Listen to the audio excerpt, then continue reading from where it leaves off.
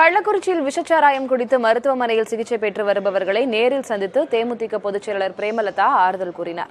அதன் பிறகு நமது செய்தியாளர் ராஜ்குமாரிடம் அவர் பகிர்ந்து கொண்ட தகவல்களை பார்க்கலாம்.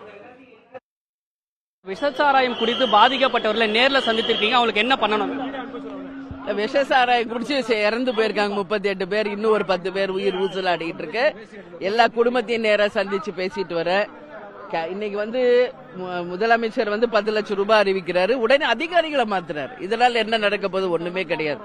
ஆனா இதுக்கு நிரந்தர தீர்வு என்ன என்பதை முதல்வர் அவர்கள் நிச்சயமாக இங்க வரணும். மக்களுக்கு இன்னைக்கு அந்த பிரச்சனையை கேட்கிறாங்க, அவங்களுக்கு பதில் சொல்லணும். இது தொடர்கதையா தான் இருக்க ஒழிய இதுல எந்த ஒரு மாற்றம் இல்ல. ஏற்கனவே மரக்காணத்துல இந்த மாதிரி நடந்தது, இது இரண்டாவது ஒரு நிகழ்வு.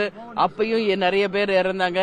இன்னைக்கு கள்ளச்சாராயம், ஏன்னா டாஸ்மாக் கடை கவர்மெண்டே இன்னைக்கு வித்துக்கிட்டு இருக்காங்க. அப்ப கள்ளச்சாராயம் யார் கொண்டு வர? அப்போ அந்த கள்ளச்சாராயத்தை காய்ச்சுபவர்கள் யாராக இருந்தாலும் அவங்க சொத்தை பறிமுதல் செய்யணும். அந்த எத்தனால் போன்ற திங்ஸ் யாரெல்லாம் சப்ளை பண்ணாங்களோ அவங்களை கண்டறிஞ்சு அவங்களுடைய சொத்துக்களை பறிமுதல் செய்து அந்த காசை பாதிக்கப்பட்ட குடும்பங்களுக்கு கொடுக்கணும். இனி இந்த போன்ற ஒரு நிகழ்வு நடக்காமல் முதல்வர் அவர்கள் பார்த்துக்கணும். தமிழகத்தில் இனி நடக்காமல் இருப்பதற்காக தான் ஓய்வு பெற்ற நீதிபதி தலைமையில ஒரு நபர் ஆணைய விசாரணை 3 மாதங்களில் முடிப்பாங்க. அதே போல டிஜிபி உள்துறை செயலெல்லாம் ஆய்வு பண்ணி அறிக்கை சமர்ப்பிப்பாங்க என்று முதல்வர் நடவடிக்கை சொல்லியிருக்கிறார். அதை எப்படி பாக்குறீங்க? இது எல்லாமே கண் துடைப்பு தாங்க. இது தொடர்ந்து நடந்துட்டு இருக்கு. ஒரு இன்சிடென்ட் நடந்துருச்சுன்னா உடனே அதிகாரிகளை மாற்றுவாங்க, ஒரு ஓய்வு பெற்ற நீதிபதியை நியமிக்கிறேன்னு சொல்லுவாங்க. ஆனா ஒன்னும் அங்க நடக்க போறது இல்ல.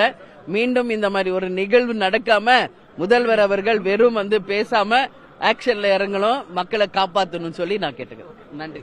மாநில அரசு இதில் உறுதியான நடவடிக்கை எடுக்க வேண்டும் என்றும் முதல்வர் தனியாக கவனம் செலுத்த வேண்டும் என்ற ஒரு கருத்தை பிரேமலதா விஜயகாந்த் தெரிவித்திருக்கார். புதிய தலைமுறைக்காக ஒளிப்பதிவாளர் முரளியுடன் செய்தியாளர் ராஜ்குமார்.